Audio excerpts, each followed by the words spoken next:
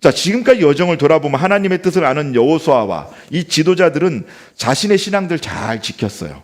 그리고 그 신앙들을 다음 세대 계속해서 가르쳤어요. 계속 그들이 하나님을 섬기며 살아갈 수 있도록 도왔던 거죠. 그런데 하나님의 말씀을 아는 자들이 사라짐으로 말미암아 이스라엘은 빠르게 무너질 수밖에 없었다는 사실을 여호수아서 말미에 와서 우리에게 알려주고 있다는 겁니다. 이를 통해 우리에게 말씀을 알고 가르치는 그런 지도자가 있는 것이 얼마나 중요하고 리더의 이 빈자리가 얼마나 큰지를 일깨워주고 있다는 것이죠. 자, 현대 교회에서는 이런 현상들이 점점 더 두드러지고 있습니다. 하나님의 말씀을 아는 목자가 있고 이로 인해 내가 말씀을 알고 있을 때 하나님의 공동체인 교회도 살고 가정도 살고 내 있는 삶의 자리가 살아납니다. 그런데 말씀을 알지도 못하고 듣지도 못하는 상황이 되면은 하나님의 공동체일지라도 하나님의 뜻 따라가기 어렵습니다. 이스라엘 공동체와 같이 그런 혼란에 빠질 수밖에 없어요.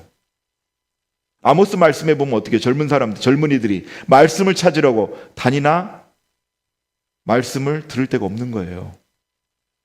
실제로 요한계시록 11장 이후에 봐도요, 두 증인의 사역 끝나고 나면 말씀이 선포되지 않습니다. 14장 이후로부터는 이제 은혜도 안 나와요. 이제 다 끝납니다. 결론적으로 이런 목자가 있을 때 하나님의 백성들이 하나님을 섬길 수가 있는 거예요. 그리고 하나님의 법에서 벗어나지 않을 수가 있다는 겁니다. 그리고 그런 리더가 사라지면요, 하나님의 법에서 떠날 수밖에 없어요. 우리 유튜브를 통해서 많이 보잖아요. 예전에 안 그랬는데 왜 저 목사님 저렇게 변하셨지? 그러면 그분만 문제 생기는 게 아닙니다. 그 밑에 있는 양들이 다 무너지는 거예요, 같이.